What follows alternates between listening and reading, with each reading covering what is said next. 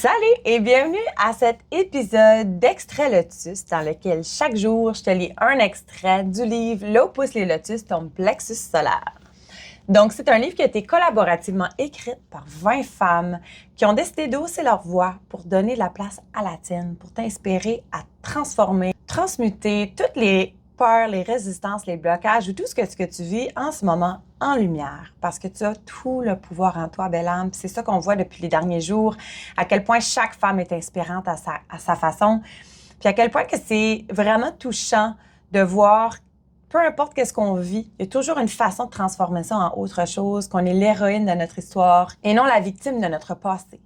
Donc, hier, on a découvert l'auteure Mélanie Wilcott ainsi que Annick Champagne, fait que deux femmes de cœur qui parlent de leur relation familiale. Fait que Mélanie parle de son rôle à devenir mère d'un enfant atteint d'une maladie extrêmement rare. Fait que comment sa vie a basculé, shifté, complètement bousculé après ce moment, mais à quel point qu'elle a transformé ça en autre chose. Fait qu'il va falloir que tu lises son extrait, son chapitre pour vraiment voir comment est-ce que ça se transforme. Et ensuite, Annick Champagne qui parle, dans le fond, sa relation avec justement les dépendances, à quel point ça peut avoir un impact sur la vie de famille, à quel point ça peut porter un poids lourd sur les épaules aussi, de devenir la femme forte de la famille, à tout gérer. Fait que vraiment, c'est des choses que je me reconnecte à, que je me reconnais en quelque sorte aussi, puis que j'ai vraiment hâte de découvrir en tant que lectrice également. Fait que c'est sûr et certain que je t'invite à te procurer le livre de l'autrice de ton choix. Sinon, le lien dans la description pour que tu puisses avoir ta copie, ton exemplaire, pour que tu puisses toi aussi, dans le fond, te connecter à ton cœur à travers de ces 20 expériences de vie complètement transformatrices. Donc aujourd'hui, on va découvrir deux nouvelles autrices, deux nouveaux extraits. On va aller voir à quoi ça ressemble. Fait qu'encore une fois, je choisis tous les extraits aléatoirement par rapport à quelle page que je tombe dessus. Aujourd'hui, on découvre Joanie Bélanger. Son chapitre s'appelle « L'art de renaître après les cendres ». Ouh, j'aime le titre. Parfait. OK, allons-y. Le 4 juin, on avait fait euthanasier en urgence notre chat des 10 dernières années. Puis le 6 juin, l'entreprise de mon conjoint est partie en fumée. Finalement, le 13 juin, je reçois l'annonce de mes employés qui ouvrent un salon de coiffure ensemble. Je porte une grande charge émotionnelle. Ma réaction est que je fige, je bloque et je m'enfonce. Les mots se bousculent dans ma tête et je suis confuse. Ma tête bouillonnante et surchargée est encore en train d'encaisser l'annonce. Je téléphone donc à ma mère pour qu'elle m'apporte son soutien à gérer les horaires, à déplacer certains rendez-vous et à en annuler d'autres, puisque je suis physiquement incapable d'en prendre davantage. Ma mère ne réussit pas à tout faire en une journée, mais ma petite sœur vient également m'aider et en moins de 48 heures, elles ont appelé tout le monde. Je suis satisfaite, une chose de faite. Je me retrouve seule avec moi-même, seule dans mon entreprise, je souris à mes clientes, je gère le salon le mieux que je peux, je coiffe, je donne le meilleur de moi. En même temps, je souffre en silence dans cette solitude. Lorsque la journée se termine et que je pénètre dans ma cour, j'ai le cœur qui a mal de voir ce bordel. Les restants du feu, que je dirais l'odeur qui plane constamment. Wow! Premièrement, Joanie, de voir ta vie basculer dans le fond en plusieurs contextes en aussi peu de temps, je me connecte énormément à ça. On dirait que la vie nous envoie comme des grosses vagues d'en face, puis c'est pas genre comme un petit peu à la fois, c'est tout va bien, puis le pouf, pac, plein d'épreuves à gérer tout en même temps. Ça vient vraiment une vague émotionnelle vraiment lourde à porter, à charger, puis à se retrouver dedans par la suite, parce qu'il faut trouver évidemment des solutions. Puis on tombe vraiment en mode analyse et en mode, OK, qu'est-ce que je fais avec tout ça, tu sais. L'autre affaire aussi qui me touche, c'est devoir recommencer quand nos amis décident de nous tasser de côté. Il y a vraiment un espèce de rejet là-dedans qu'on doit vivre en tant qu'humain, en tant qu'adulte, qui vient avec un énorme lâcher-prise. J'ai hâte de découvrir ton chapitre, de voir comment est-ce que tu as su passer à travers de tout ça, comment est-ce que tu t'es rebâti, parce que je sais que tu l'as fait. Tu es une femme forte et résistante et surtout résiliente. Comment est-ce que toute cette épreuve-là a pu te changer et te transformer par la suite? Mais je sais que quand que nos amis décident de nous tasser de côté, ça peut venir avec vraiment beaucoup beaucoup de peine et beaucoup d'anxiété, en fait, de pourquoi moi, pourquoi ça l'arrive, pourquoi maintenant. Fait que je sens vraiment comment est-ce que je me sentirais, en fait, vivrais tout ça en même temps, en aussi peu de temps. Je serais sûrement très chamboulée. Fait que j'ai vraiment hâte de, dans le fond, découvrir ton chapitre pour voir comment est-ce que tu as transformé ça en force intérieure et devenu vraiment la héros de ton histoire parce que j'ai confiance que c'est ça qui arrive. Mais j'ai hâte de voir tous les chemins que tu as parcourus pour t'y rendre. Ensuite, la prochaine auteure s'appelle Vanessa Pomme Germain. Son chapitre s'appelle Indomptable. Fait que...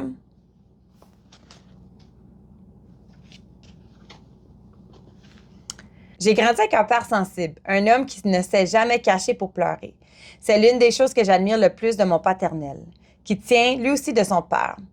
Je suis fière d'avoir eu ces hommes comme modèle. De l'autre côté, j'ai ma mère qui me dit constamment d'arrêter de pleurer, qui ne comprend pas pourquoi je pleure pour ça.